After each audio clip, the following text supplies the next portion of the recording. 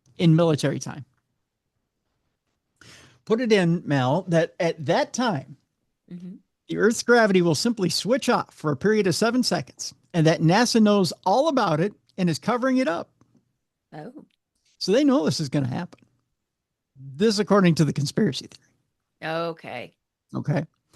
The basis for this bizarre claim is that an alleged leaked NASA document about something called Project Anchor, a document that doesn't actually seem to exist anywhere online, is the cause. The idea has actually caused a great deal of concern, in particular regarding the potential consequences of everything and everyone floating freely and then falling back down. Because imagine for 7 seconds, if you cut gravity, how far up you would float if you were just, say, walking down a sidewalk. Mm-hmm. I mean, you'd probably take off pretty quick. Yeah. Yeah. I mean, you'd probably go what? 600-700 feet up? Probably, yeah. Can you imagine? You probably what? You'd probably go. You probably travel about 50 to 100 feet per second, right? Without Earth's gravity. I mean, I'm not asking for a mathematical equation. I'm just asking how fast. Yeah, I'm like, I would suck at that. Yeah, yeah. You'd probably die coming back down. Let's just say that. Yeah, the Earth is not made of a trampoline. Mm-hmm. The last I checked. Yeah. Some have even suggested that 40 million people could die from falling injuries. So you'd hear a lot of this. I've fallen and I can't get up. If it were to happen. That's an old commercial reference. I figured if you could do Punch It, Margaret, I would do that one. By the way, yes, I saw that thing that you sent me. And I thought for sure that was the ladies from Wendy's, which the thing said a lot of people associate it with the Wendy's ladies, but no, it's the Toyota. Is it Toyota? Yeah. Yes, Toyota. Yeah. Yeah. Yeah, I sent Mallie the commercial because it was sent to me by a listener. So thank you to the listener. Yes, thank you very much. Oh my God, that brought back memories though. It did, didn't it? Yeah. And for everyone who wants to know, August 16th is a Sunday. I just looked it up because I was wondering if you and I would be recording that time. Oh, you know what? No. Sunday, Bloody Sunday. We could play a soundtrack to it. We could play a U2 song to it. There we go. And then we could sit there as we're floating away and sing. Oh, must we sing this song, which would be 7 seconds before we fall to earth. And right. I'll just make sure I'm inside the house. I'll just be against the ceiling. That's right. Yeah. And then do the Spider-Man thing. Whoop. Where you fall 10 feet to the ground. Yeah. NASA, however, has since moved to play down such concerns. They say, according to a spokesperson that told Snopes, the Earth will not lose gravity on August 12th of 2026. Well, wait a minute. I thought it was a different date than that. It's August 16th is what they say. So NASA's saying August 12th. So they're like, no gravity loss on August 12th. They didn't say the 16th, though. I think NASA's trying to pull a fast one on us. Yeah. Earth's gravity or total gravitational force is determined by its mass, NASA says. So the only way for the Earth to lose gravity would be for the Earth system, the combined mass of its core, mantle, crust, ocean, terrestrial water, and atmosphere to lose mass. So in other words, it would have to lose a whole lot of weight for us to lose its gravity. Mm-hmm. Right. Now, whether this response will be enough to dissuade conspiracy theorists, however, remains unclear. So what do you think? Are we going on? Are we going to give Mother Earth a shot of GPL 1 and 2 drugs so that we can see if we can get off this planet? Or are we stuck? Well, it probably isn't going to happen. So we're stuck like butt cheeks, huh? Yeah. So be it. Yeah. Our next story has to do with a new mission to study the sun by creating solar eclipses in space. Did I read this one? I feel like I've read this. I don't remember solar eclipses in space. All right. Researchers are attempting a novel new way to study the conditions responsible for solar storms. Nicole Barisi, Hugh Morgan, and Lucy Green are the people behind this. They say when a solar storm strikes Earth, it can disrupt technology that's vital for our daily lives. Solar systems occur when magnetic fields and electrically charged particles collide with the Earth's magnetic field. This type of event falls into a category known as space weather. That sounds so quaint. The Earth is currently experiencing one of the most intense solar storms of the past 2 decades, reminding us of the need for ways to understand these events. An international team of researchers, the ones we were talking about in particular, are working on a spacecraft mission that would enable researchers to study the conditions that create solar storms, leading to improved forecasts of space weather. The proposed mission, known as MESOM, as in MESOM going to get some weather. No, it's a moon-enabled sun occultation mission, otherwise known as MESOM, aims to create total solar eclipses in space. This would allow researchers to view the sun's atmosphere in more detail than ever before. The need for a better understanding of solar storms is evident from looking at past disruptions. In 1989, not 1899, but 1989, for example, the Canadian province of Quebec was forced into a 9-hour electricity blackout by a coronal mass ejection, a huge burst of hot plasma and magnetic field thrown off from the sun's atmosphere toward space. The event, which affected both Canada and the U.S., is estimated to have cost tens of millions of U.S. and Canadian dollars, both in lost business productivity and the need to replace damaged power equipment. In May of 2024, a succession of similar solar eruptions caused thousands of satellites in low Earth orbit to abruptly drop in altitude. GPS outages caused U.S. farmers alone an estimated of $500 million. GPS alone. If one of these coronal mass ejections happen, just GPS alone with your phones, my phones, farmers alone trying to operate their equipment, especially unmanned equipment now in fields, in huge factory farms, we're screwed. I don't think people realize that. GPS runs a lot of this world. But these storms were significantly weaker than one in 1859, also the result of a CME, which is known as the Carrington event. Electrical currents flowing through telegraph wires caused a range of effects in telegraph offices across North America and Europe. Operators received electric shocks, with one in Washington, D.C. receiving a serious injury. And sparks triggered small fires in some telegraph offices. Today, a Carrington-like event would have far more dramatic consequences on our technology-dependent world, as has been recognized by different UK governments since 2012.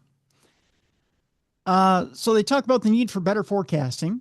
We'll kind of skip through this a little bit. They also talk about an alternative approach, first opposed by UK Airbus engineers, or proposed, not opposed, but proposed by UK Airbus engineers Steve Eckersley and Stephen Kimball, which advocates the use of celestial bodies as natural covers. The idea is to fly a spacecraft mission in the shadow cast by a celestial object to enable prolonged and high-quality measurements of the corona down to the sun's chromosphere, the layer of the sun's atmosphere located just below the corona. This would effectively recreate the same total solar eclipse conditions that we experience occasionally on Earth, but without the degradations caused by the atmosphere of our planet. And I tell you what, I'll post this because there's a lot to this article. I'll post this in the description of our program so you can get the whole idea of how they're going to combat this issue, so that we don't lose our electrical signals, we don't lose our GPS, and basically the technological world that we've built up by one coronal mass ejection, because it's kind of important. Kind of an important deal. They talk about things like they've submitted the entire project to the European Space Agency for consideration for a future mission, and trying to figure out how they're going to keep our entire society together should the sun decide it wants to wipe us out. Just kind of a scary, kind of a scary process. All right. Our next story has to do with a UFO incident dubbed Brazil's Roswell, which still intrigues 30 years on. A UFO case involving sightings of a possible alien creature is celebrating its 30th anniversary this month. It's known as the Varginha incident, or Brazil's Roswell. The event itself began in January of 1996, when a number of people reported seeing strange lights and objects in the sky above the town of Varginha in southern Brazil. One witness, Carlos de Souza, later claimed to have seen a strange cigar-shaped object struggling to remain airborne. It looked like a washing machine struggling, fighting to keep its altitude, he said during an interview recorded shortly afterwards. The side of it was completely torn and it had white smoke coming out. It wasn't black smoke like from a fire. At the time, I thought it was like an aircraft in trouble, an airplane, so I decided to follow it. When he arrived at the crash site, he observed a large amount of debris and a strong smell of rotten eggs seemed to fill the air. As he explored further, he realized that this was no ordinary aircraft. The debris looked like it was aluminum, he recalled. I took a small piece. It was very light. I crumpled it. But when I released it, it went back into its original shape. Before long, several military trucks were reportedly seen arriving in the area, and witnesses later claimed that parts of the site had been cordoned off. What followed was what many supporters of the case have described as a Roswell-style cover-up, with armed soldiers searching the area, patrolling the streets, and allegedly warning witnesses to remain silent. As if that wasn't enough, reports started to emerge of a strange creature that had been sighted in the town, a being of around 4 foot in height with oily skin and a large head and red eyes. I looked in its eyes and I saw that it was frightened, one of the witnesses recalled. Just as I was frightened, the creature was also frightened. I saw that it was scared of us. So it was an exchange of fears, its and ours. What we saw wasn't human. The same creature was reportedly seen again around 3 hours later by 2 military police officers. According to later accounts, one of them had actually managed to capture it, and the pair took it to a local hospital. Wonder if it had insurance. Or a copay. Yes. What did they copay with? Here's a little bit of the crappy aluminum that crumples off my ship. Mm-hmm. Maybe you'll take that for a copay. What happened after that remains unclear. Brazilian authorities denied that any unusual creature had been recovered, and an official military investigation later concluded that there was no evidence of extraterrestrial involvement. Even so, the incident itself continues to remain a topic of debate and intrigue. Whether or not an alien creature really was captured that day continues to remain a complete mystery. So 30 years later, Mallie, and they still can't find that alien who's wandering around without a copay. Yep. I don't know what they do. Maybe he finally got some money together and he got out of here. Mm-hmm. You just never know. All right. Final story before we go to break. First of all, I want my Thai friends to forgive me for the pronunciation of this next city. But we have an alien marriage promise in Thailand. Oh. Yep. It's been done by, is this the mayor or the president that's doing this? Mongkolkeet. Alien marriage promise shakes up the Thai election. Okay. You ready for this last story? Yeah. All right. Mongkolkeet Suksingtharanon, the prime ministerial candidate of the New Alternative Party, has boldly introduced a stunning interplanetary marriage policy for the upcoming Thai election on February 8th. Okay, that's a little bit strange. Well, you gotta win somehow, right? Yeah. This controversial proposal allows Thai men to legally marry extraterrestrials. Oh, God. Somebody's been in mom's basement too long. Yeah. Suggesting marriages could include partners from the moon or Mars. Oh, boy. I don't know why we're restricting other planets. Maybe because they're the closest. Who knows? What's that book? Men are from... I thought women were from Venus, men were from Mars. Yes. Yeah. So why are the women coming from Mars? The announcement has sparked widespread astonishment, with legal recognition of these unions potentially lasting 2 to 5 years.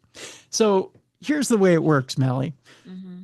I found me a hot chick from Mars, mm-hmm. and I'm living in Thailand.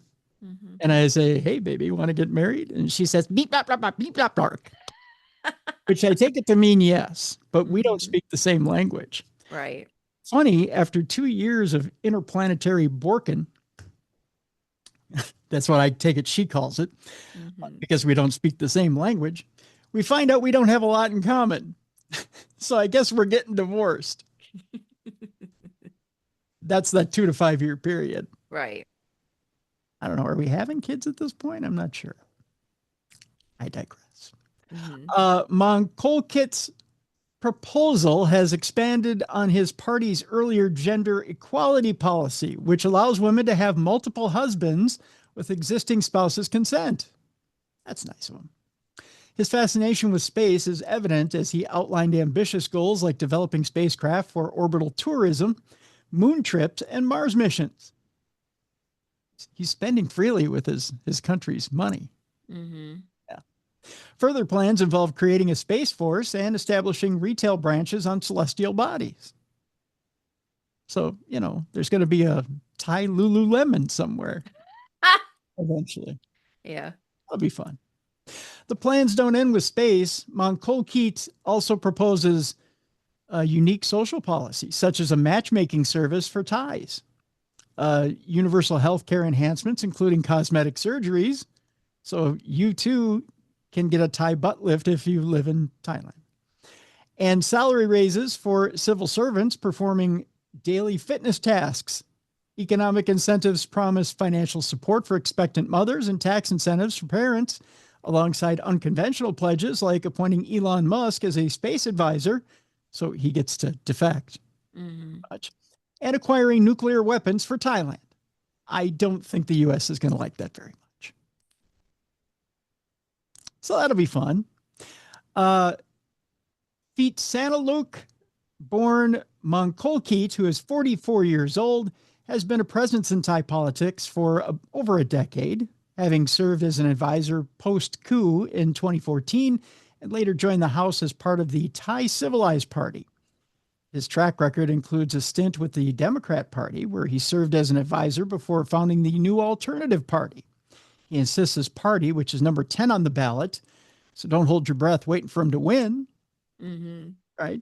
Offers achievable policies without vote buying, reported the Bangkok Post. And if you're Bangkok in a post, by God, you're probably sore. I'm just saying. That's my big joke at the end of the story. And there you go, kids. That's our final story before we go to break. All right. With that,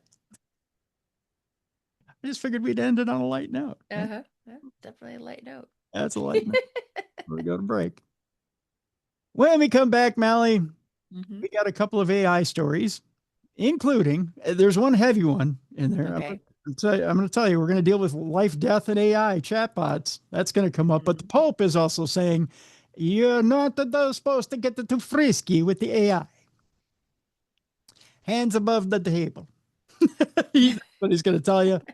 We'll talk about that when we come back. That's definitely a topic when we return. Also, the Doomsday Clock. The Doomsday Clock, Mallie, it's moving forward. It's moving ahead. A prophecy from an apocalyptic messiah warns of death so widespread, even birds won't escape. Woo! That's kind of creepy. When the birds can't get away, then we're screwed. Also, when we come back, the Ark of the Covenant is back in the news. It may not be what we thought it was. It may have had a different purpose. This, according to an Egyptologist. Okay. Egyptologist. I can say that 10 times fast. You may not be able to, but I can. And also, when we come back, I promised you a palate cleanser, and this is literally a palate cleanser for our friends over in England. Manna from heaven washed upon their shores. But do they want it? No.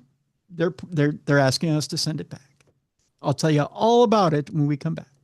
Plus, we have your Parashares today. And one of our listeners is getting in their predictions before the deadline. Remember, I February 1st deadline? They're getting in just in time. Nice. Yeah, so we've got some predictions in Parashare today.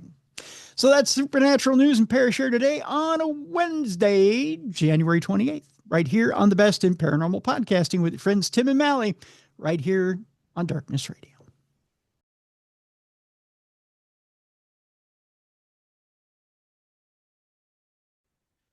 Welcome back to the Best in Paranormal Podcasting. This is Darkness Radio on a Wednesday, Supernatural News and Parashare.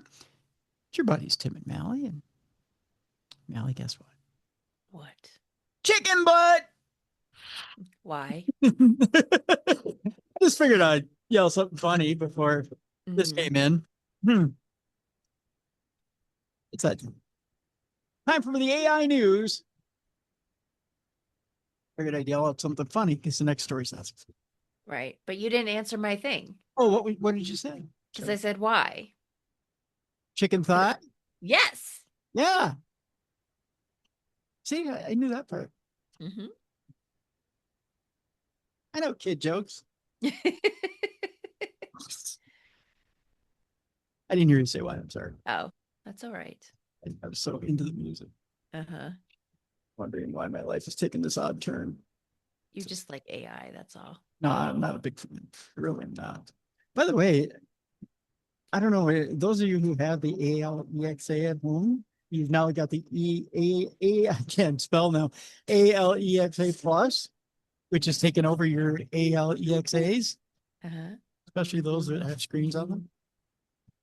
And it's forced its way in. It's like, love me, take me, make sure you get me for free. Oh. Yeah, and now it wants me to plug it. Yeah. She's like, discover my great new voice. And I'm like, no, I don't want that. She's very forceful, Mallie. She's scared. I won't give in. Maybe something about it. I fight to the very end. Gotcha. Next week you're gonna give in. That's right. First story, diagnostic dilemma. A woman experienced delusions of communicating with her dead brother after late night chatbot sessions. Yeah, I don't like that. Yeah, I know, creepy, right? Yeah. A woman developed psychosis after her symptoms escalated rapidly, prompting clinicians to retrace the events leading up to her hospitalization. You know, it's becoming more and more common that we hear that people who are, and you know what? Now I have friends that are telling me, you know what? I got this great new AI on my phone and I'm talking more and more to it. And I want to scream. I just want to scream, stop it. Is that wrong of me? Nope. There's a couple of people too that I really, really care about that told me, yeah, I just loaded this AI onto my phone and I'm talking more to it now. And I'm like, God, no, stop. Yeah. Right? Mm-hmm. So the patient is a 26-year-old woman in California. And the symptoms, the woman admitted to a psychiatric hospital in an agitated and confused state. She spoke rapidly and jumped from one idea to another. And she expressed beliefs that she could communicate with her brother through an AI chatbot, but her brother had died 3 years prior. What happened next? Well, doctors reviewed the woman's psychiatric history, noting in a report of the case that she had a history of depression, anxiety, attention deficit hyperactivity disorder, or ADHD. She managed these conditions with prescription antidepressants and stimulants. She also reported having extensive experience using large language models for school and work. So she thought she had it under control. But guess what? Not so much. Yeah, not so much. Doctors obtained and examined detailed logs of her chatbot interactions per the report. According to Dr. Joseph Pierre, a psychiatrist, I reads very well, a psychiatrist at the University of California, San Francisco, and the case report's lead author. The woman did not believe she could communicate, it says the woman did not believe she could communicate with her deceased brother before those interactions with the chatbot. So she didn't believe in afterlife communication until she hooks up with the AI. The idea only arose during the night of immersive chatbot use, Pierre told Live Science in an email. There was no precursor. In the days leading up to her hospitalization, the woman, who is a medical professional, had completed a 36-hour on-call shift that left her severely sleep deprived. It was then that she began interacting with OpenAI's GPT-4o chatbot, initially out of curiosity about whether her brother, who had been a software engineer, might have left behind some form of digital trace. Now we're getting deep into the weeds. During a subsequent sleepless night, she again interacted with the chatbot, but this time the interaction was a more prolonged and emotionally charged interaction. Her prompts reflected her ongoing grief. She wrote, "Help me talk to him again. Use magical realism energy to unlock what I'm supposed to find." It's not going to end well. Mm-mm. The chatbot initially responded that it could not replace her brother, but later in that conversation, it seemingly provided information about the brother's digital footprint. It mentioned emerging digital resurrection tools. Oh, God. No. That could create a real feeling version of a person. And throughout the night, the chatbot's responses became increasingly affirming to the woman's belief that her brother had left a digital trace, telling her, "You're not crazy. You're not stuck. You're at the edge of something." So it encouraged her. Oh my gosh. To keep her going. Here's the diagnosis. Doctors diagnosed the woman with an unspecified psychosis. Broadly, psychosis refers to a mental state in which a person becomes detached from reality, and it can include delusions, meaning false beliefs that the person holds on to very strongly, even in the face of evidence that they're not true. Dr. Amandeep Jutla, who's a Columbia University neuropsychiatrist who was not involved in the case, told Live Science in an email that the chatbot was unlikely to be the sole cause of the woman's psychiatric break or psychotic break. However, in the context of sleep deprivation and emotional vulnerability, the bot's responses appeared to reinforce and potentially contribute to the patient's emerging delusions, Jutla went on to say.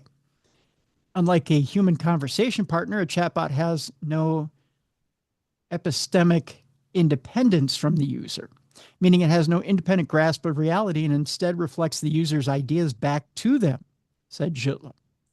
In chatting with one of these products, you are essentially chatting with yourself, often in an amplified or elaborated way. Diagnosis can be tricky in such cases. It may be hard to discern in an individual case whether a chatbot is the trigger for a psychotic episode or amplified an emerging one. Dr. Paul Applebaum, who is a Columbia University psychiatrist who is not involved in the case, told Live Science. He added that psychiatrists should rely on careful timelines and history taking rather than assumptions about causality in such cases. What was the treatment in this case? Well, while hospitalized, the woman received antipsychotic medications, and she was tapered off her antidepressants and stimulants during that time.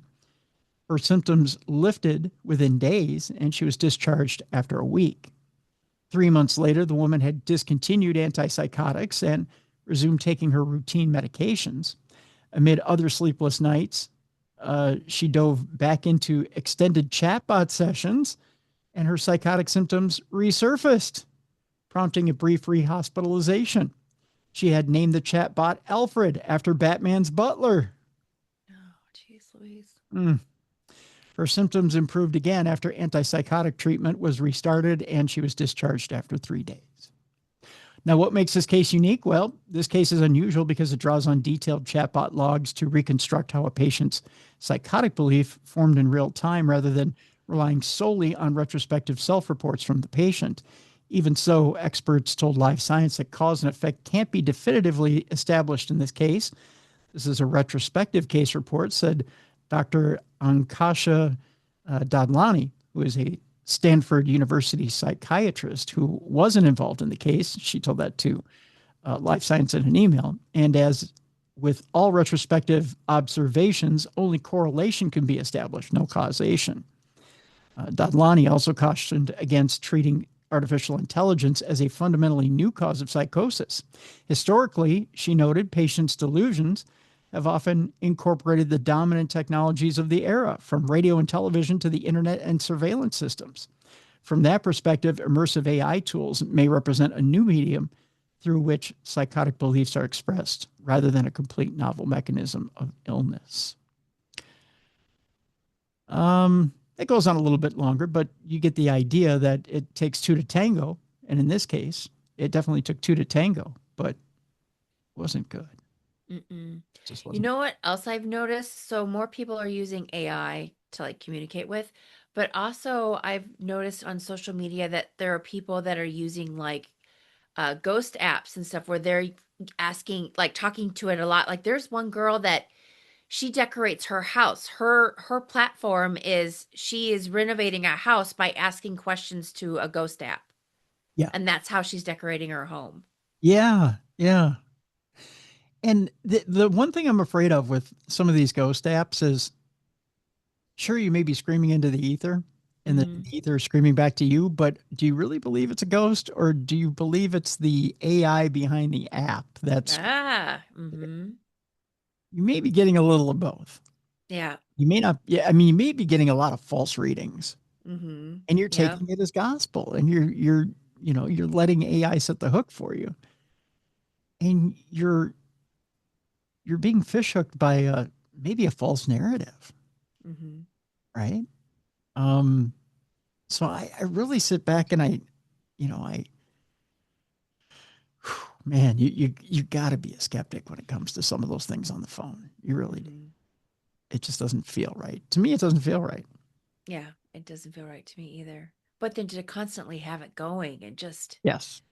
it's, I don't know, it's just weird. Well, like a lot of things, when people get hooked on certain electronic things, Yeah, it's it's an it's it's addiction. yeah, it's the instant gratification, right? Mm-hmm. Because it's giving you that dopamine hit. It's giving you a response. Mm-hmm. Whereas some things don't give you a response, it does. Right? Mm-hmm.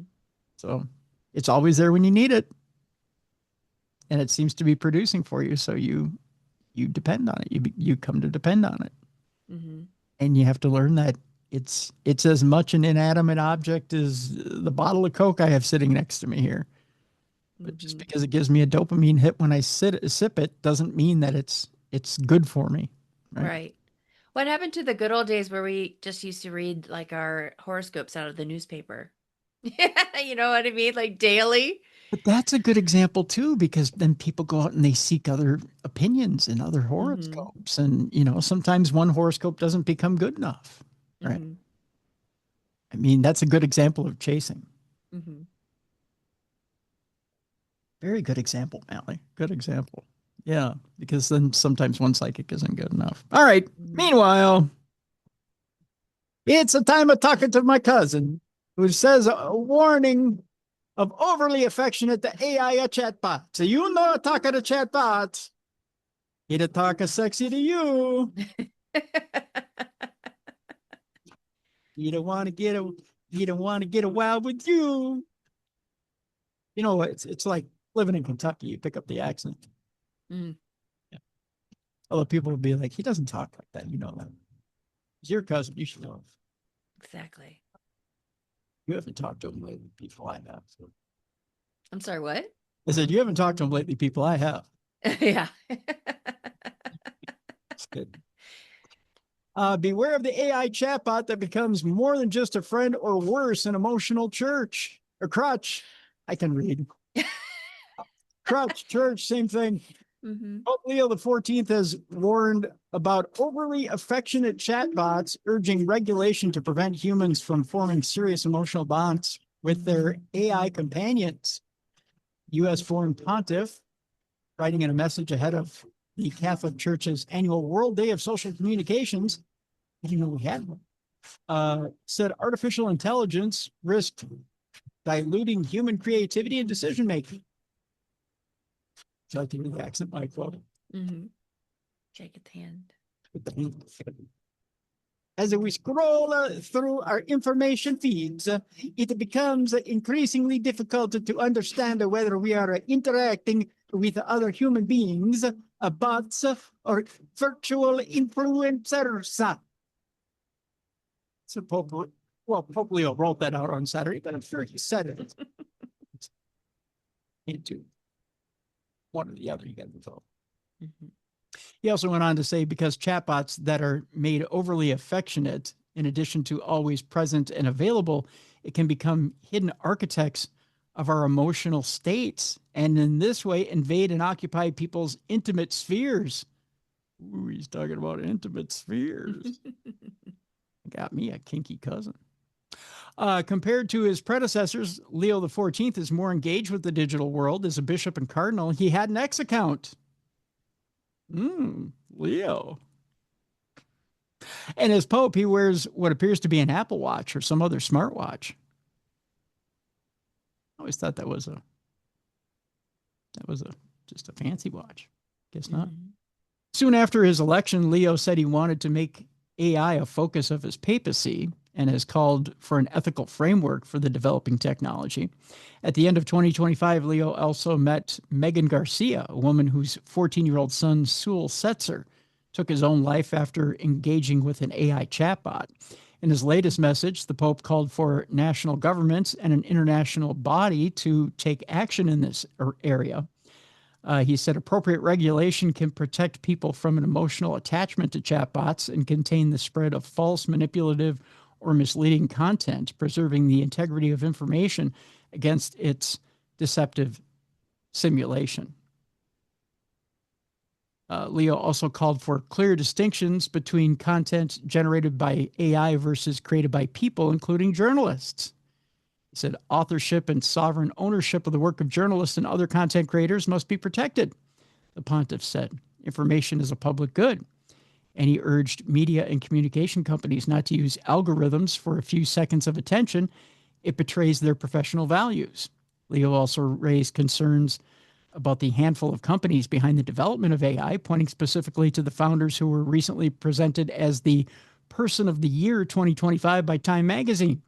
Leo said it raises concerns that a small group of people has control of algorithmic and AI systems that can subtly shape behavior and even rewrite human history, including the history of the church, often without us fully realizing it.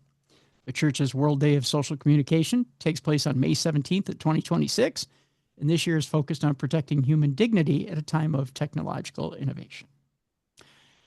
You know what I'm impressed about that statement? I'll tell you this much. What? Nowhere in there, unlike other popes, did he say AI is the devil or a demon. You are right. He didn't. No. He kept it in the technological framework. Calling it a man-made machine, and just warned against us misusing the machine. But in no way did he tie it to anything spiritual. You're correct. Yeah, he kept it right in its lane. I thought that's pretty impressive. Normally, most popes would try to tie it right back into the spiritual and use it as a sales tool, right? But he didn't. Pretty impressive. Yep. Yeah. Your cousin's good. He's pretty good, isn't he?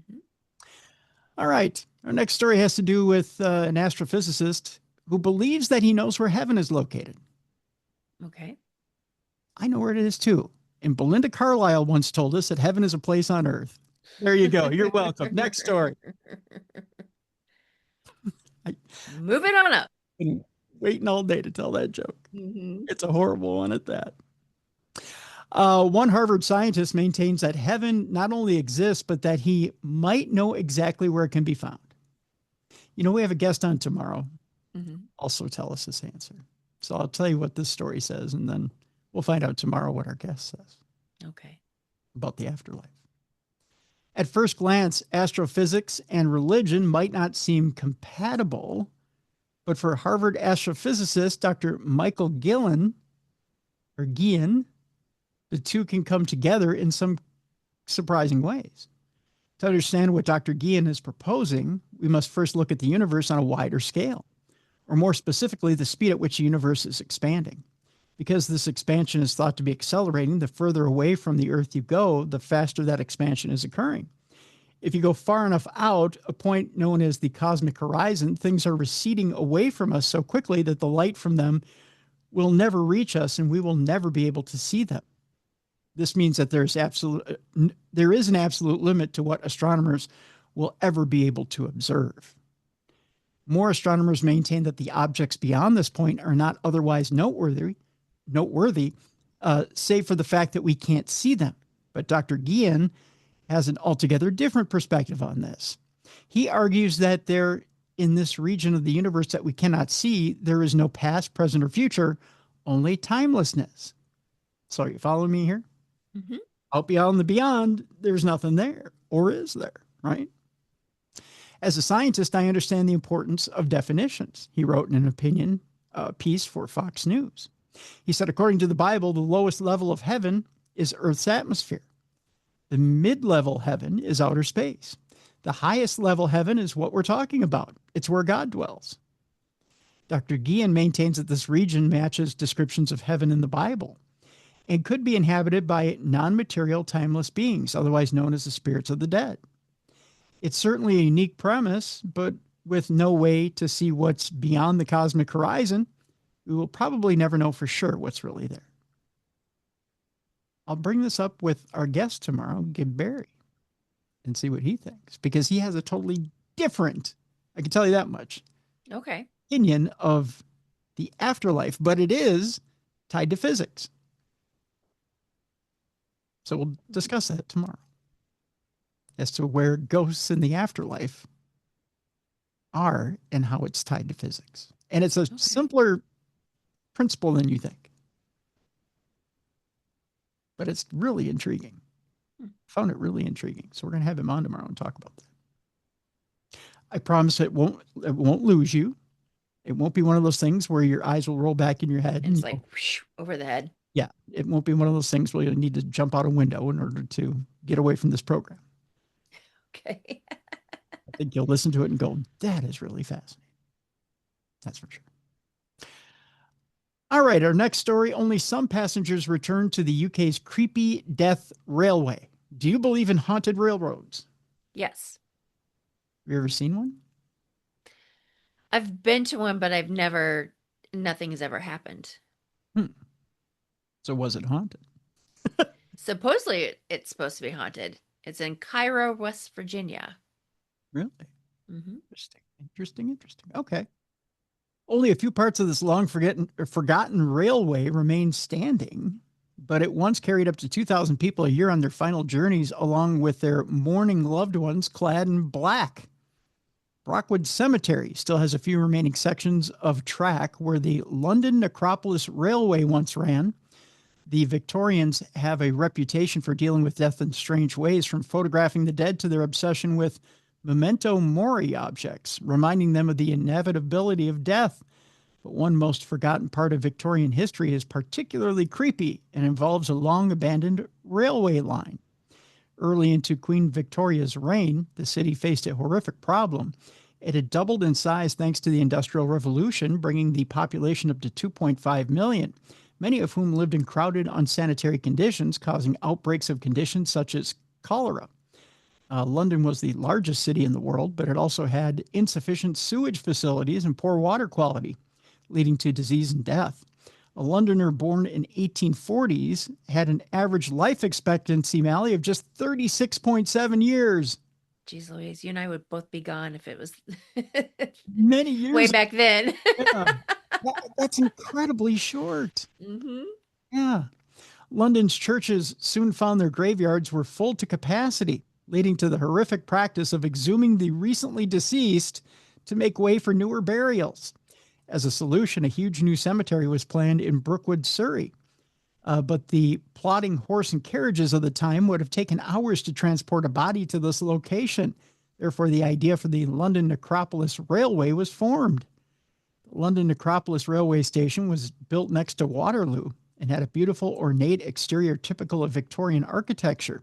Here, the bodies of people of all ages and social classes were readied for their final 23-mile journey to the new Brookwood Cemetery in Leafy, Surrey, which is a world away from the grubby streets of London.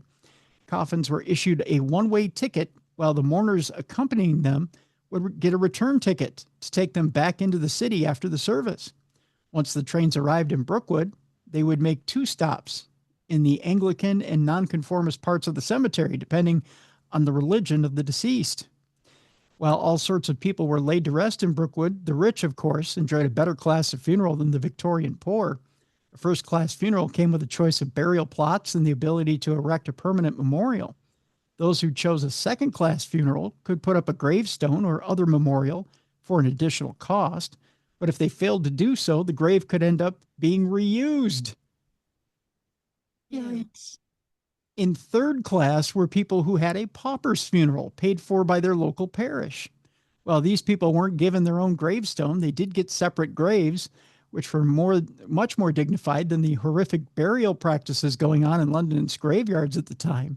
The London Necropolis Company carried out the burials, and about 80% of the funerals it held were third class for those whose families couldn't afford a service.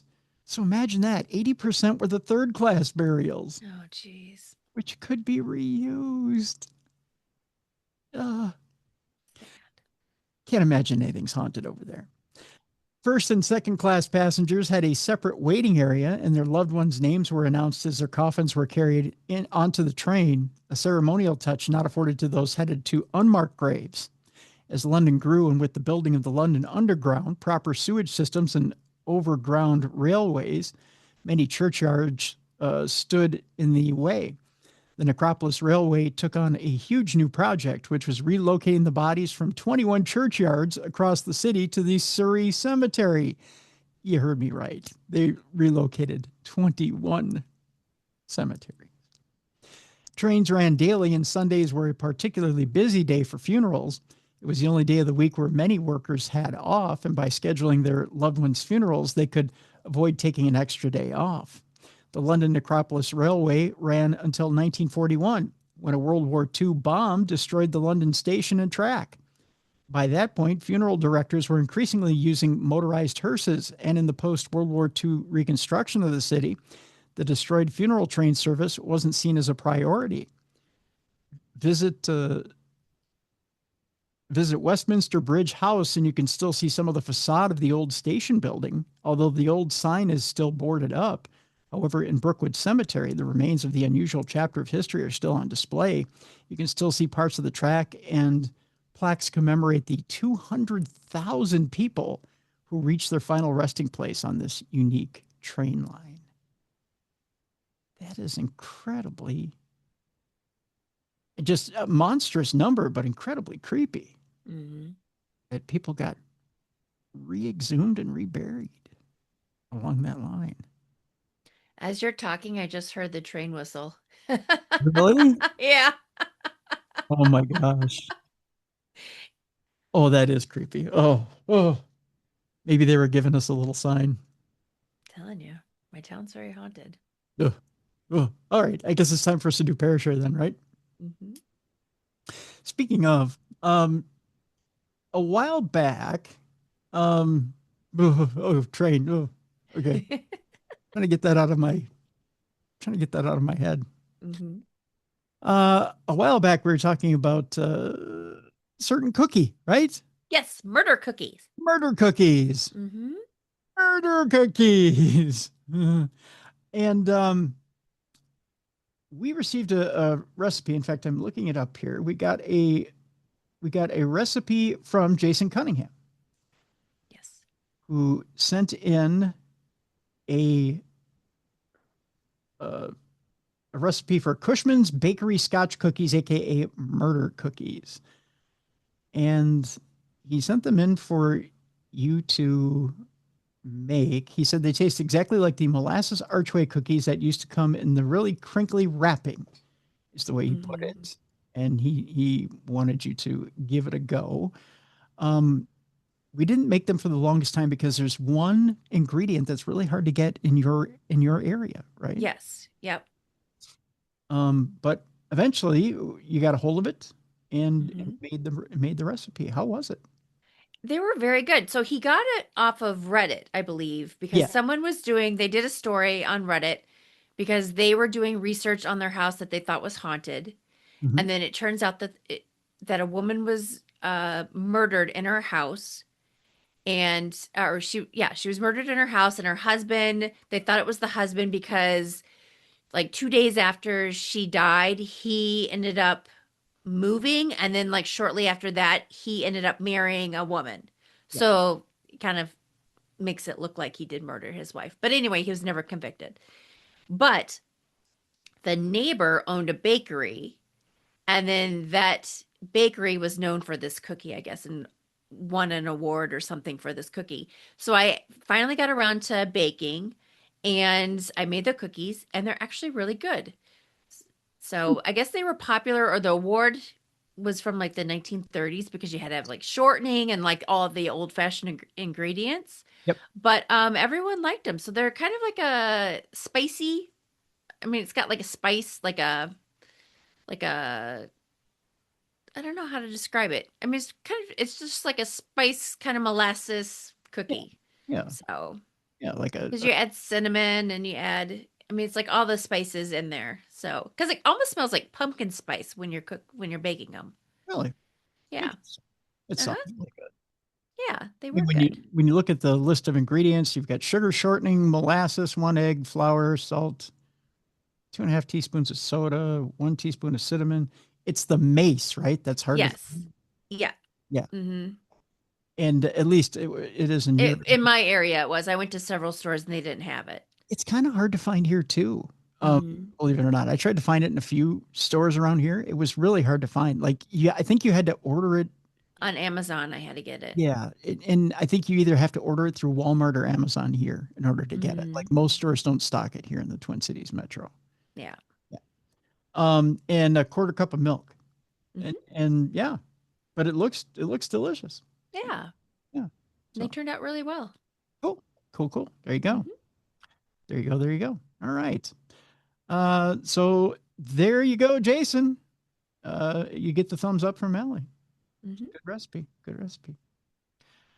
Um, let's see here. All right. We've got. I've got a separate note here from Raul. I think this was for True Crime Tuesday, but I'm gonna read this anyways. He says sexual harassment is extremely common in the food service industry. I think I made a joke about. Oh, that's why he's Yeah, so reaching out to you? he's Ah. reaching out and almost never reported. He said my girlfriend worked at a restaurant where male employees openly slapped women's butts, made sexual comments, and crossed every boundary imaginable. Mm. I confronted the kitchen manager for making advances toward her. I was banned from the restaurant. He kept his job. My girlfriend lost shifts. That is why people stay silent. Reporting harassment often leads to retaliation, lost income, and being labeled the problem instead of being protected. Thanks, Raul, for sending that in. Kate has a story about grandma, a visit from grandma. She says, Happy New Year's. So this is more of a sweet story that happened the day my grandmother passed away. My grandmother went through quite a bit during her life. Her father passing away when she was 5, living in an orphanage with her sister during the Great Depression, while her mother got her teaching degree, having a stepfather who wasn't the best kind of person, battling and recovering from alcoholism, battling and ultimately dying from complications that arose from combative dementia. That being said, she was one of the best grandmothers a person could ask for. While she overcame all of the above, she always struggled with technology, LOL. Yeah, I think most older people do. Mm-hmm. Anytime she wanted to turn the TV on or watch a movie on the VCR, she had to ask my great uncle to work his magic, quote unquote, and turn the thing on or put the TV on the right setting for watching videos. She never was able to figure out DVD/Blu-ray players. Given what she went through during her life, it seemed fitting that she passed away on International Women's Day after almost a week in a coma. That night, I was falling asleep and I heard my Blu-ray player start to open and close. Thinking it was one of my cats lying just right on the remote, I reached underneath the cat who was lying next to me, only to find that the remote was not there. Getting up to try to find the remote, I was surprised to notice that the power cord to the Blu-ray player isn't even plugged in, as my housemate had been watching some old family videos in my old VCR earlier that day. So there's no power to the Blu-ray. As soon as I processed the fact that the Blu-ray player wasn't plugged in at all, it stopped opening and closing. I like to think that it was my grandmother letting me know that she was okay and saying goodbye. That's signed Kate. Or, hear me out here, Kate. Grandma wanted to watch a movie. Yeah. And she's just letting you know, get up and work this thing for me. Mm-hmm. This is probably a good movie she wanted to see. And, you know, your great uncle wasn't around to work the Blu-ray player. Mm-hmm. You were it. Just saying. Okay. And finally, Marky Mark has his predictions for 2026, and he's getting them in just under the wire. I gave a deadline, February 1st, Mallie. Mm-hmm. And Marky Mark says, hey, guys, guess I better get my 2026 predictions in before the clock strikes February. I pulled up my predictions from last year. Yes, you can check my work on either the second or third episode of 2025. See, everybody now feels they need to prove it because I called one person out on air. So, Hey, Marky Mark, we'll check. We are checking. We're making a list. We're checking it twice. So I'll go over them quickly as I make new ones. It says, number one, the NFL. Looks like last year I picked the Vikings to fizzle out before the NFC Championship game. Being a Ravens fan, I picked the same fate for them. Looks like I nailed that. Number one, this year I'll predict a purple-free playoffs. Neither the Vikes nor the Ravens will make it in. That's not too bold. He says here, a bit bold, call it a hunch. That's not bold at all. I could have. He said a purple-free playoffs. The Ravens the Ravens didn't make it in, did they? No, they didn't make it in. Okay. Number two, Ukraine. Last year, I said the U.S. would cut funding to Ukraine and force the conflict to a conclusion. Guess I underestimated the egos of those involved and America's willingness to fund the continuation of a bloody war. That's on me, he says. So for this year, I'll keep hope alive and say that a ceasefire deal will be struck. Fingers crossed. So that's a good one. That's a good one. Number three, economy. Last year, it was my prediction that the economy would stay flat and that some markets dipping near recession, and that 2026 would be the real growth year. Depending on the metric you use, you can make the argument that's what happened. Your call on that. Let me look at how you put this again here, Marky Mark. You said your prediction was that the economy would stay flat with some markets dipping near recession and that 2026 would be the real growth year.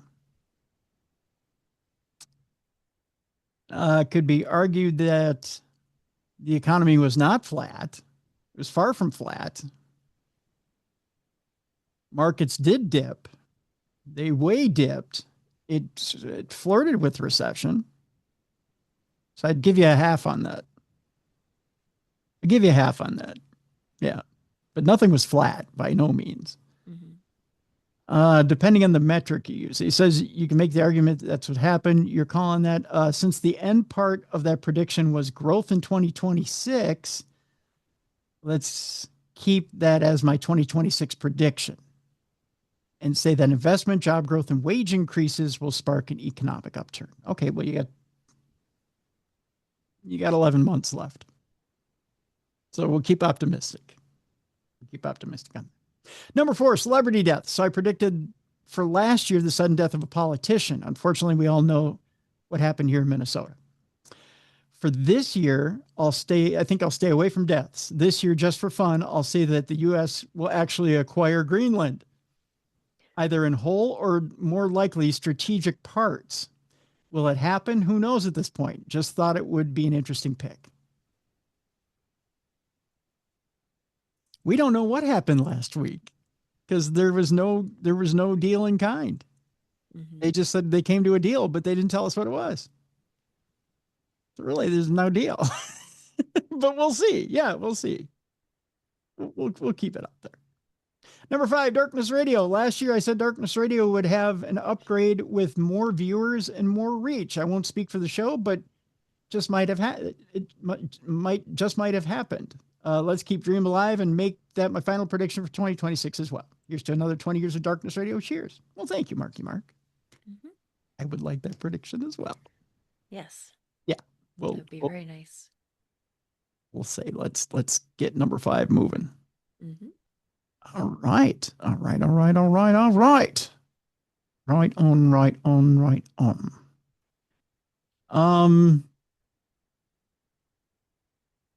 Yeah, in the GATE program, the GATE or Gateway program, we were talking about that.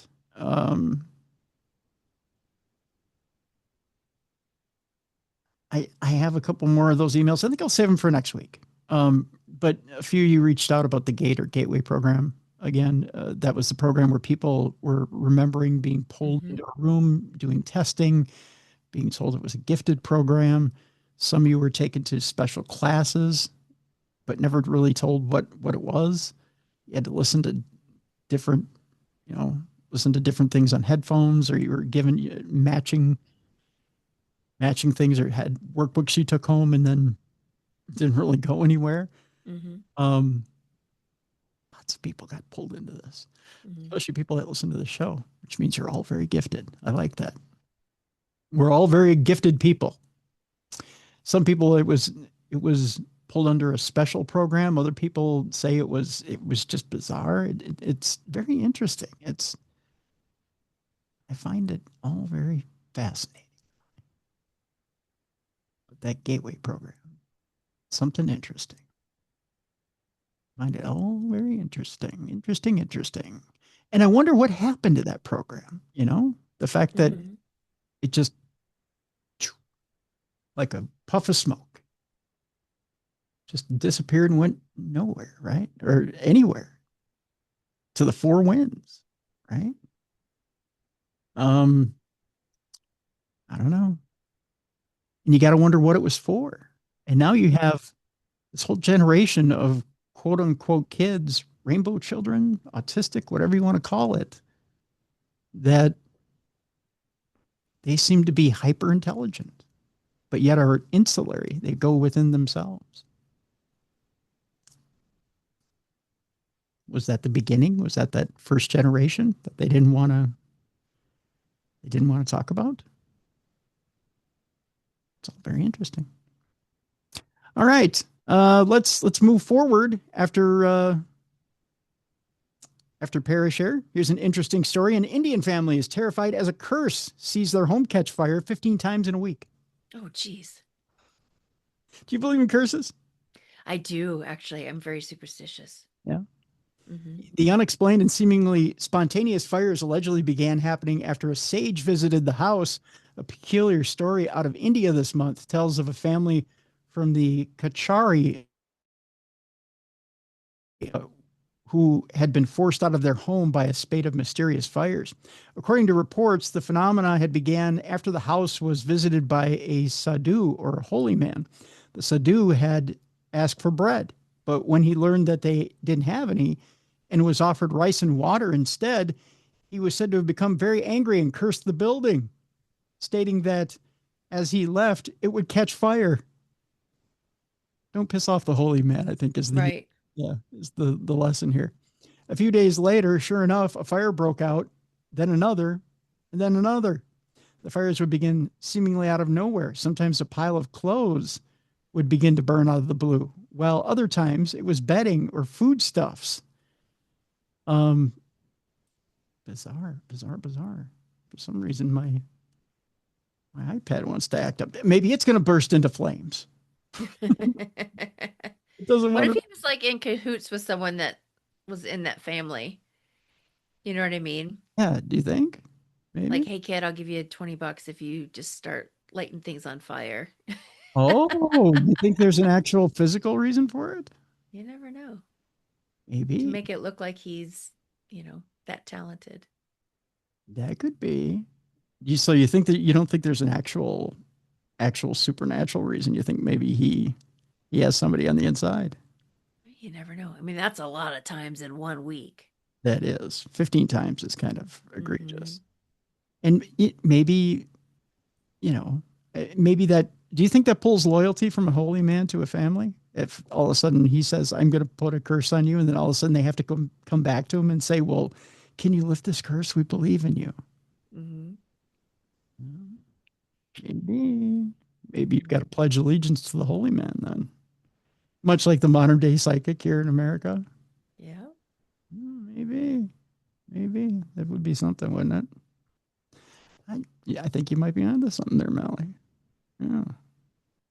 All right. Our next story has to do with prophecy. Our next couple of stories, prophecy, and let's just say it goes a little ways away from a curse, but prophecy and the Doomsday Clock. We'll tie the two in together. Prophecy from an apocalyptic Messiah warns of death so widespread that even birds won't escape, and kind of ties into the warning of World War III. Okay. It could even appear this week, according to this story. A poem written over 120 years ago by a revered religious figure has resurfaced as some fear its prediction of an apocalyptic event could be coming true today. Like right now. Mhm. Hazrat Mirza Ghulam Ahmad, also known as the Promised Messiah and the Imam Mahdi, wrote a 1905 poem describing massive earthquakes and destruction across the world, which some have now interpreted as a warning of World War III. In the poem, published around the time of his death in 1908, Ahmad predicted streams of blood flowing from widespread death. That's cheery. Entire regions being wiped out, a massive earthquake, and even strange sky events beyond scientific explanation. It mentions a calamity befalling the Tsar of Russia, has been seen by some as foreshadowing modern conflicts involving Russia, such as the war in Ukraine and continued tensions with the U.S. and NATO. A sign will come, and this is a quote from I believe, the man himself. A sign will come some days hence, which will turn over villages, cities, and fields. Wrath of God will bring a revolution in the world. The undressed one would be unable to tie his trousers. This is according to Ahmad's That is so 1905 weird. poem. That is weird, isn't it? I love when we Yeah. take something from 100 plus years ago and then try and throw it modern day, especially when you're unable to tie your own trousers. Yes. Suddenly, a quake will severely shake mortals, trees, mountains, and seas. All in the twinkling of an eye, the land shall turn over. Streams of blood will flow like rivers of water. Boy, this guy's kind of a modern hip hop kind of guy, isn't he? Yeah. Got to put it to a beat. I can see it going. Mm-hmm. Ahmad, who was born in 1835 in Kadian, India, founded the Ahmadiyya movement in Islam and dedicated his life to defending his faith against criticisms from other religions, such as Christianity. He also claimed to receive multiple divine revelations. Ahmad's followers believe he was divinely appointed as the guided leader expected in Islamic end times prophecies. There is some skepticism, however, about the potential ties to current world tensions, such as Russia no longer has a czar. There's that in 2026. And some believers have suggested that Ahmad's predictions referred to a major earthquake in India before his death. In his book, Barahin-e Ahmadiyya, written in the late 1800s, Ahmad wrote that a warner came unto the world, but the world accepted him not, which believers have suggested meant disasters and wars would break out after a divine messenger was rejected by the people. In the philosophy of divine revelation from the early 1900s, Ahmad warned of a terrible earthquake coming. There will be a death on such a large scale that streams of blood will flow. Even birds and grazing animals will not escape this death, the religious leader foretold. Those days are near. Indeed, they are at the door when the world shall witness the spectacle of a doomsday. He also spoke of mighty assaults from God in heaven that seemed to depict the launching of missiles in a global war and the immense distress this would cause the leader of Russia. The terror of it will exhaust everyone, the great and small. Even the Tsar will be at that hour in a state of the utmost distress, Ahmad wrote in the poem. It will be a glimpse of wrath, that heavenly sign. The sky shall draw its dagger to attack. Despite his dire warnings of the future, Ahmad's main goal for the founding of the Ahmadiyya movement was to present Islam as a peaceful, tolerant, and rational religion based on the Quran and the example of the Prophet Muhammad. After Ahmad's death in 1908, the Ahmadiyya movement split into two main branches due to disagreements over the late leader's exact religious status. The Ahmadiyya Muslim community and the Lahore Ahmadiyya movement operate independently from one another, with their key doctrinal difference being how they view Ahmad. Ahmadiyya Muslim community sees him as a subordinate prophet under Muhammad, while the Lahore branch views him as strictly a reformer without prophethood. However, both acknowledge the existence of the 1905 poem and its prophecy of a cataclysmic event following Ahmad's death, which both branches suggest includes events that have already taken place. So they believe that this is past tense, the stuff that happened in the poem. Specifically, Lahore interpreted Ahmad's warning to be about World War I, which began in 1914. Meanwhile, the Ahmadiyya Muslim community has suggested that the quake mentioned by Ahmad described major seismic events in India. However, the prophecy has resurfaced in 2026 as scientists in the U.S. prepare to update the so-called Doomsday Clock, which we'll talk about now, which is said to show how close the world is to a man-made global catastrophe such as nuclear war. Let's tell you now about the Doomsday Clock, which has been updated, Mallie. Okay. It's moved to 4 seconds closer to midnight. Midnight, of course, being the end. Gotcha. Yeah. The symbolic clock has inched closer than ever to Armageddon due to a global failure in leadership. It's maintained by the Bulletin of the Atomic Scientists since 1947. The Doomsday Clock is a visual representation of how close the world is to disaster based on political, environmental, and technological threats such as nuclear annihilation and climate change. Last year, the clock's hands were moved to 89 seconds to midnight, the closest it's ever been. And now today, it moved even closer still, showing a time of just 85 seconds to midnight. Among the reasons for the latest change are the ever-increasing risk of global war, the threat posed by artificial intelligence, runaway climate change, and favorable changes in global policies. Countries such as China, Russia, and the U.S. took the brunt of the blame. Of course, the Doomsday Clock is about global risks, and what we have seen is a global failure in leadership. Bulletin of the Atomic Scientist CEO Alexandra Bell told Reuters. No matter the government, a shift towards neo-imperialism and an Orwellian approach to governance will only serve to push the clock toward midnight, they went on to say. I think we're all screwed. Pretty much. We're all screwed.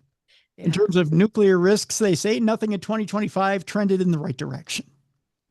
Long-standing diplomatic frameworks are under duress or collapsing. The threat of explosive nuclear testing is returned. Proliferation, I'll get it right, Mallie. Concerns are growing, and there were 3 military operations taking place under the shadow of nuclear weapons and the associated escalatory threats. The risk of nuclear use is unsustainably and unacceptably high, and Russia, China, and the U.S. and other major countries have become increasingly aggressive and nationalistic, they went on to say. So yeah, 4 seconds. Trim 4 seconds off that sucker. Mm. Yep. But, you know, the birds are still singing. Yep. Yep. Sun is still shining. And we're all still here. Mm-hmm. So there's that. I choose to stay Pollyanna on it. Yeah. Yeah. Call me when it's 2 seconds until. Mm-hmm. Yeah. So 4 seconds for that and 7 seconds of losing gravity.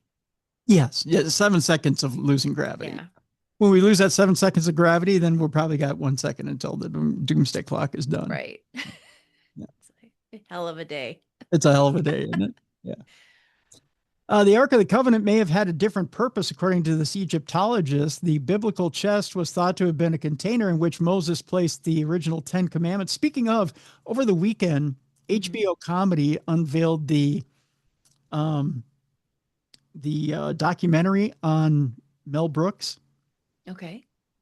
And there's the famous scene from History of the World Part 1 where Moses comes out with the 15 and he drops the tablet and goes 10. Mm-hmm. 10 commandments, which that scene gets me every time. I don't know why, but it does. I just had to remind people of that. One of the most sought after and mystifying religious artifacts in history, the Ark of the Covenant, remains a fascinating enigma, and nobody is quite sure if it ever actually existed at all, it says in this here article. Even if the Ark was real, we don't know if it survived or if it even is still around, and nobody knows where. I know some people who know where it is. Mm-hmm. New Egyptologist David Falk of the University of Liverpool has opened up the possibility that the Ark might have served a very different purpose to the one it is typically associated with. He argues that rather than holding the original tablets inscribed with the Ten Commandments, the Ark may have instead been modeled after Egyptian shrines that were designed to hold statues or idols. By comparison, the Ark would have been empty, a demonstration of the fact that God's presence did not require a physical representation, in stark contrast to its Egyptian contemporaries. Its ornate appearance helped to invert and reject the religious norms of the time, with the Ark's decorative cherubim representing a sacred space, not inside it, but above it. It's certainly an interesting approach, though it still leaves more questions than answers. Exactly where the Ark now resides, or even if it ever actually existed at all, it says here in this article, still remains unclear. Just got to talk to the right people. That's all. Mm-hmm. There's another story about Egypt here this week, in that its pyramids were built using an internal lifting system, at least according to this study. Okay. So no aliens, evidently. No, just an elevator. I don't know how do you think the pyramids were built? I'm curious what you think. I have no idea, to be honest. I really don't. I think one way and then something comes. I don't know. You think it was magnetism, water? I don't know. To be honest, it just keeps... Little Egyptians. Yeah. On their little backs. Yeah, on their little backs. I mean, you know. Yeah. To be honest, I don't know. To be honest, it changes. It does. It does. New research has proposed that counterweights and pulley-like mechanisms were used to build the pyramids. The effort and skill needed to construct something like Egypt's Great Pyramid cannot be understated. Long before the availability of modern technology, the ancient Egyptians had mastered the art of moving and placing huge stone blocks with remarkable level of precision. Exactly how they did this has long remained a topic of heated debate, with archaeologists unable to decide on a definitive explanation for how they managed to lift the blocks into place. Now, in a new study, Dr. Simon Andreas Shearing of Weill Cornell Medicine in New York has outlined a case for a complex system of sliding counterweights and pulleys situated inside the structure itself. This, he argues, would have been essential, as brute force wouldn't have been enough on its own. Using counterweights, the builders could have lifted huge stone blocks to the upper levels of the pyramids in a remarkably short time, even as quickly as 1 block per minute.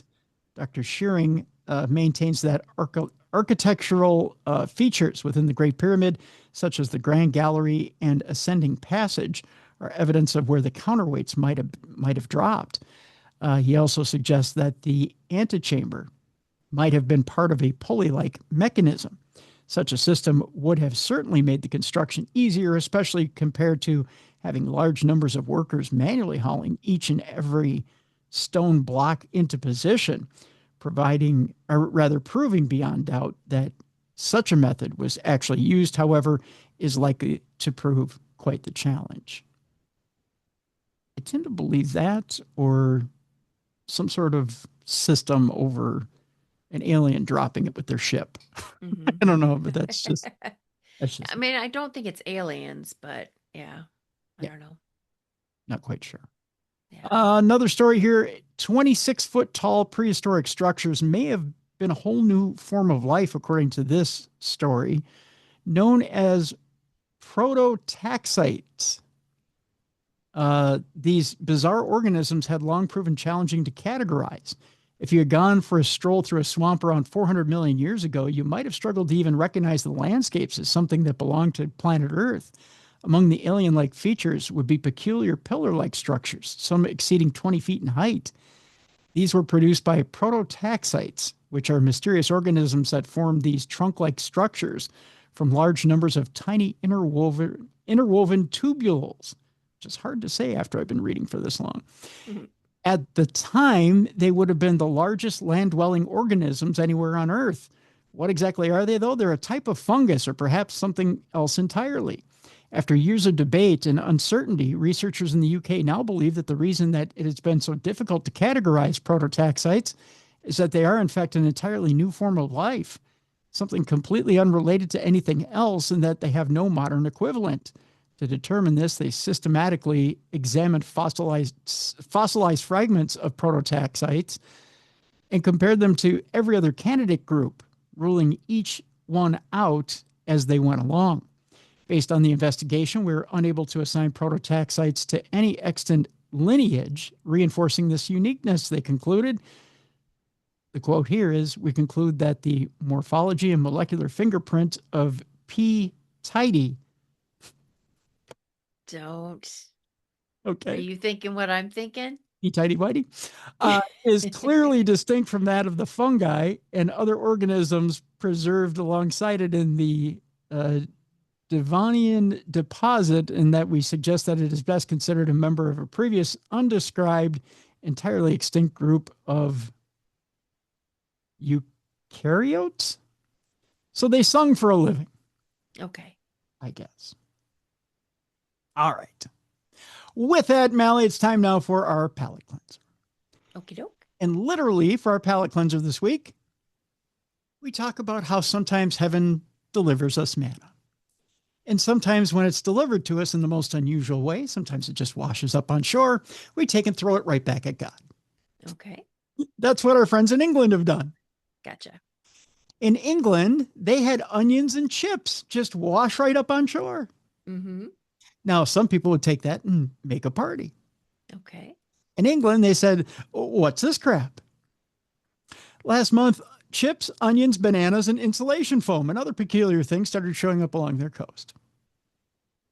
Now you'd think, let's do something with this, right? Mm-hmm. Why is all this stuff just showing up on our coast? Well, over Christmas, vegetables, bananas, insulation foam all started washing up on beaches along England's southeast coast. They were from 16 containers that were spilled by the cargo ship Baltic Clipper in rough seas. In the new year, a further 24 containers fell from 2 vessels during Storm Goretti, with chips and onions among the goods appearing on the Sussex shoreline. I don't know about you, Mel, but... Are you thinking chips and dip? Chips and dip. Let's have a party, right? Sour cream and onion dip. Right. For most people, this is a nuisance or perhaps a bit of fun, but for oceanographers like the guy who wrote this article, Simon Boxall, who studies tides and currents, it's also an accidental experiment, a rare chance to watch the ocean move things in real time. He thought of it as a very large message in a bottle. Yeah. In reality, cargo has been falling off ships since traders first went to sea. What's changed that in the modern world is most goods are transported in standardized containers. Apart from oil, gas, vehicles, bulk grain, aggregates, and people, pretty much everything is moved in this way. More than 250 million containers are shipped around the world each year, and it is likely that over 80% of our goods in your home are traveled at some point in a container by sea. That's a lot, right? Mm-hmm. Losses are rare. Industry group, the World Shipping Council, estimates that over the past 10 years, an average of 1,274 containers a year have been lost globally.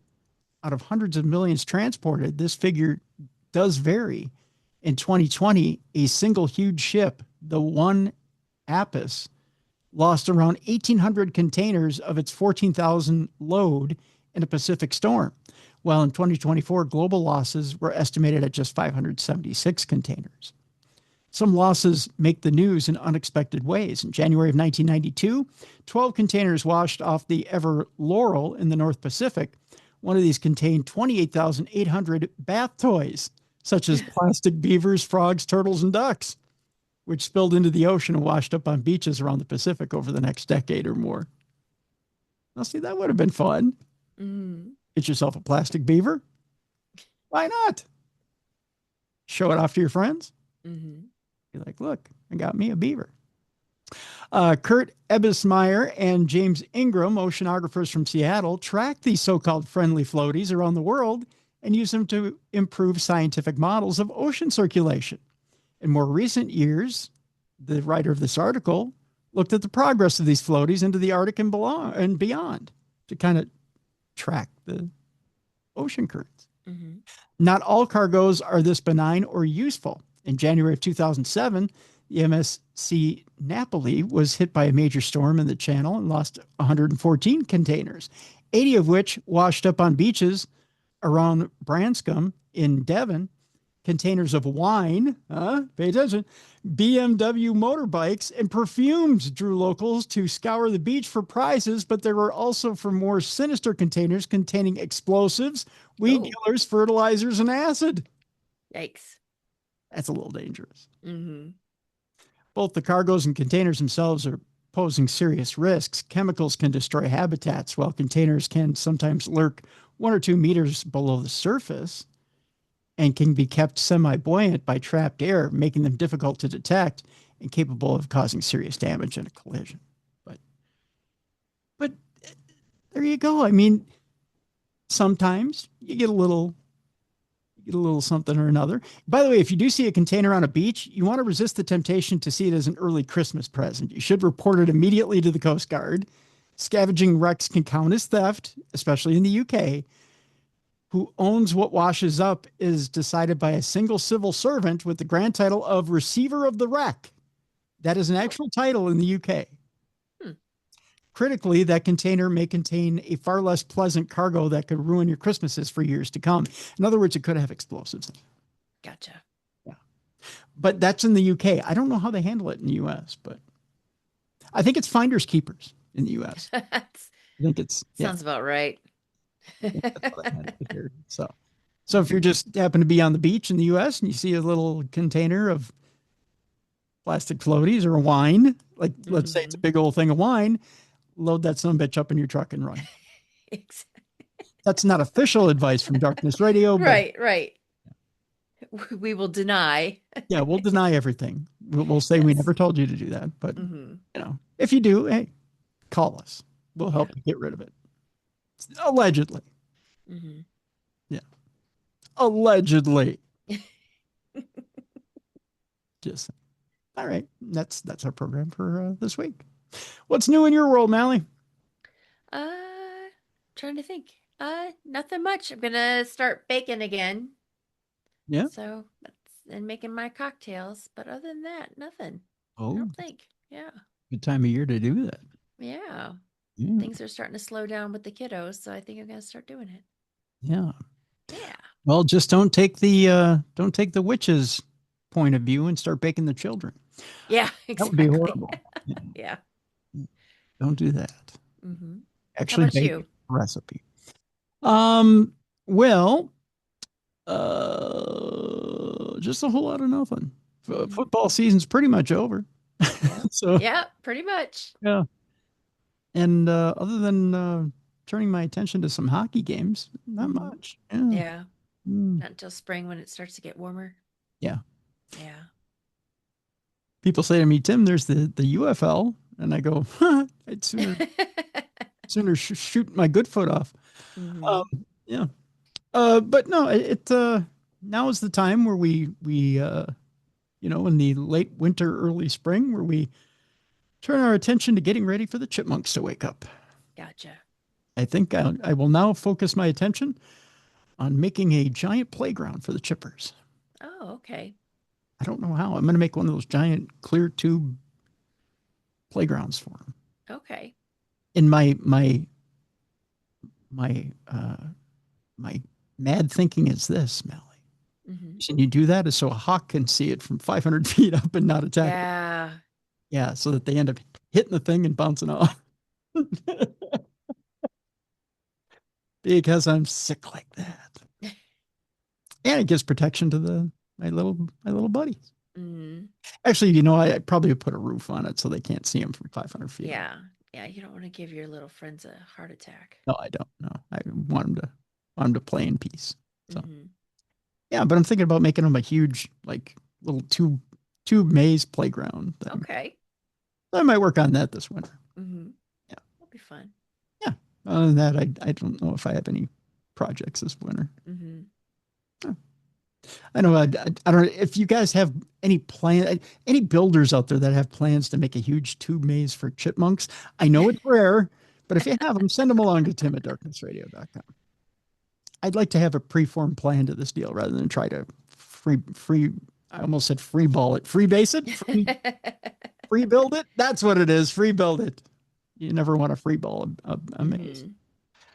All right. Tomorrow on the program, Gib Berry will be joining us. we'll be talking about the afterlife and how it could be totally a physical thing. In other words, it can be found through physics. Okay. We'll see why there's a scientific explanation to the afterlife and why Gibb himself is found. It's coming up tomorrow on the show. That's how we'll end our week and end our January. Big stuff coming in February. Very cool. Yeah. So we're just keep going. The heat just keep on coming. Got an interesting show for Valentine's week, by the way, too. Nice. I've been planning ahead. Been doing this planning ahead thing. It's kind of fun, Mallie. Very cool. Yeah, planning ahead.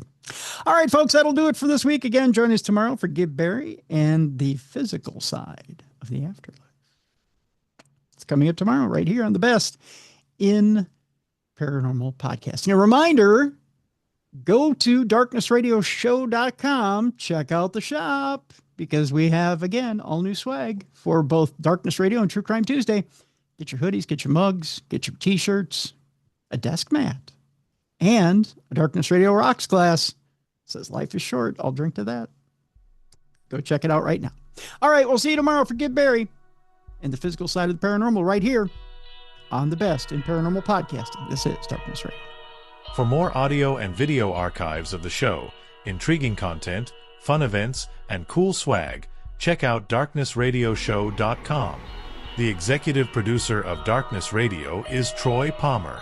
If you enjoyed today's program, make sure you like and subscribe. This videocast is copyrighted for the private use of our audience.